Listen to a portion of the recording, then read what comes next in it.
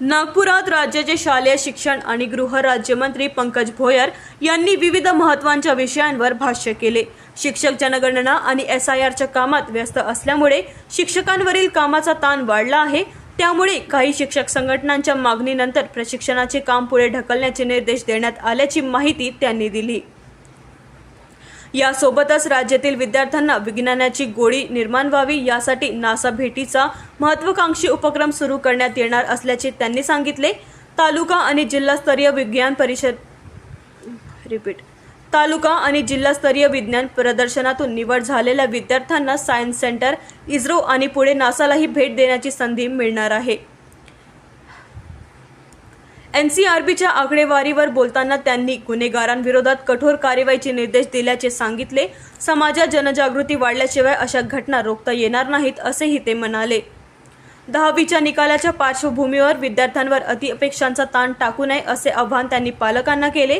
तसेच शालार्थ घोटाळा प्रकरणावर दोषींवर कारवाई होईल, मात्र निर्दोष शिक्षकांचे पगार लवकरच नियमित करण्यात येतील असे आश्वासनही त्यांनी दिले। मध्ये सध्या जनगणनेचं काम देखील चालू आहे, SIRचं देखील काम चालू आहे आणि BLO म्हणून ज्या शिक्षकांची नियुक्ती या कामाकरिता झाली आहे त्यांना याच वेळेस प्रशिक्षणाचा देखील कार्यक्रम शालेय शिक्षण विभागाच्या वतीने देण्यात आला होता। परंतु आपण सर्वजण जाणतो की यावेळेस उन्हाळा देखील फार मोठ्या प्रमाणात वाढलेला आहे, तापमान अतिशय वाढलेलं आहे। अशा वेळेस सगळे कामं ॲट ए टाईम करणं शिक्षकांना त्या ठिकाणी शक्य नव्हतं। काही शिक्षक संघटना आपल्याकडे ह्याच्या निमित्त अप्रोच झाल्या होत्या। आपण त्या ठिकाणी विभागाला सूचना दिल्या की आता जनगणना आणि SIRचं काम महत्त्वाचं असल्यामुळं प्रशिक्षणाचं काम हे सध्या तात्पुरताच पुढे नेण्यात यावं। ह्या कामानंतर प्रशिक्षण शिक्षकांचं राज्यातल्या घेण्यात येईल। तो एक महत्त्वाकांक्षी उपक्रम होता, तुम्ही त्याला पुढाकार घेतला। बाल वैज्ञानिक इस्रोला जाणार, तुम्ही मुख्यमंत्र्यांना नासाला जाणार, मुख्यमंत्र्यांनाही भेटले, काय सांगा? राज्यातल्या शालेय शिक्षण विद्यार्थ्यांमध्ये विज्ञानाची गोडी निर्माण व्हावी याच्याकरिता मागच्या अनेक वर्षापासून राज्यामध्ये तालुका स्तरावर, जिल्हा स्तरावर आणि राज्य स्तरावर बालवैज्ञानिक विज्ञान प्रदर्शनीचं आयोजन करण्यात येते। ह्या विद्यार्थ्यांना अजून चांगलं एक्सपोजर मिळावं, त्यांच्यामध्ये विज्ञानाची गोडी अजून निर्माण व्हावी, त्यांना ऊर्जा मिळावी याच्याकरता जून 2025 रोजी आपण माननीय मुख्यमंत्री महोदयांना एक प्रस्ताव दिला होता, ज्यामध्ये तालुका स्तरावरील विद्यार्थी त्या ठिकाणी CV रमन सायन्स सेंटरसारखी जी डिव्हिजनल सायन्स सेंटर आहे त्या ठिकाणी व्हिजिट करतील। जिल्हा स्तरावर उत्कृष्ट परफॉर्मन्स करणारे विद्यार्थी हे इस्रो बँगलोर या विज्ञान संस्थेला त्या ठिकाणी भेट देतील आणि राज्यस्तरावर चांगलं काम करणाऱ्या शालेय शिक्षण विद्यार्थ्यांना अजून त्यांना चांगलं त्या ठिकाणी माहिती मिळाली पाहिजे, विज्ञानाबद्दल नवीन टेक्नॉलॉजी त्यांना माहीत झाली पाहिजे। याच्याकरता नासा अमेरिकेला ह्या जागतिक विज्ञान केंद्राला भेट देण्याची संधी उपलब्ध व्हावी अशी विनंती आपण माननीय मुख्यमंत्री महोदयांना केली होती। मी खरोखर माननीय मुख्यमंत्री महोदयांचं आभार व्यक्त करेल शालेय शिक्षण विभागाच्या वतीनं, कारण नुकत्याच झालेल्या अर्थसंकल्पामध्ये त्यांनी स्वतः अर्थसंकल्पीय भाषणामध्ये देखील याचा उल्लेख केला होता आणि आता याचा शासन निर्णय देखील निर्गमित झालेला आहे। केव्हा जाणार आहे नासाला हे विद्यार्थी? केव्हा यावर्षी या सत्रात पोहोचतील? पुढच्या वर्षी तालुका स्तरावरचे आणि जिल्हा स्तरावरच्या विद्यार्थ्यांची सुरुवात आम्ही माझ्या स्वतःच्या वर्धा जिल्ह्यामधनं त्या ठिकाणी सुरुवात देखील केलेली आहे।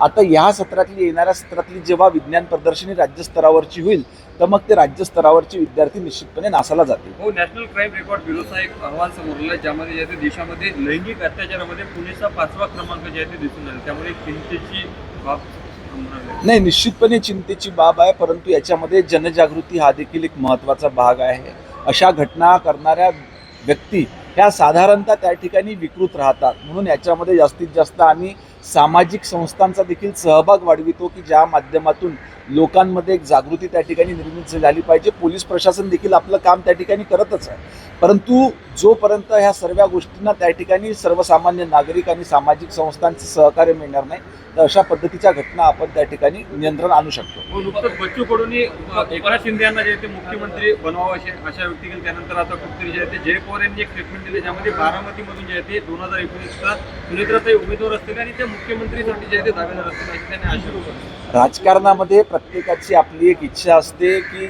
आपण देखील कुठल्या तरी पदावर गेलो असतो आणि त्या ठिकाणी अपेक्षा बाळगणं कुठलंही चुकीचं नाही।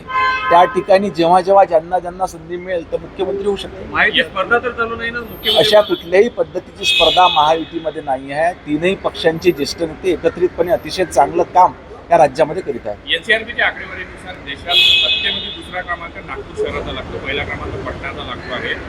दर महिन्याला साधारणतः 8 हत्या होत आहे आणि जो दर आहे तो 3.5 आहे, गंभीर आहे. आणि हे सगळ्या हत्या जे आहे ते किरकोळ कारणातून झालेल्या आहेत. असं तरुण मंडळी यामध्ये अशा पद्धतीच्या घटनांवर पोलीस प्रशासनाने बारकाईनं लक्ष त्या ठिकाणी ठेवून आहे आणि ही आकडेवारी सतत चेंज होत राहते.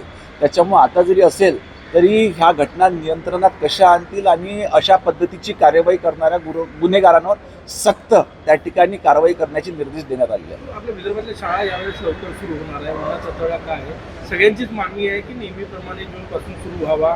काय कारण की प्रचंड तापमान असणार आहे जूनच्या याच्यामध्ये. शाळांमध्ये प्रवेश घेणाऱ्या विद्यार्थ्यांचं सिलेबस देखील कंप्लीट झालं पाहिजे. ह्या हिशोबाने विभागाच्या वतीनं तो त्या ठिकाणी टाइम टेबल राज्यस्तराचा करण्यात आलेला आहे. परंतु त्या भागातली भौगोलिक परिस्थिती लक्षात घेता त्यानुसार त्या ठिकाणचे निर्णय पुढील काळात घेण्यात येईल. नाशिकच्या धर्मांतर प्रकरणामध्ये निदा खानची मुख्य महिला आरोपी होती, ही अटक झालेली आहे संभाजीनगरमधून. कसं पाहता आता शेवट अनेक दिवसांपासून फरार होती. अशा पद्धतीचे जबरदस्तीचे धर्मांतर होऊ नये याच्याकरिता आपण नुकत्याच झालेल्या अधिवेशनामध्ये कायदा देखील पास केलेला आहे आणि त्यांच्यावरती आपण कारवाई देखील करणार आहोत. म्हणून अशा पद्धतीच्या चुकीच्या घटना होऊ नये याच्यावर सक्त अशी कारवाई करण्यात येईल. Bureau report NTV 24 news Nagpur.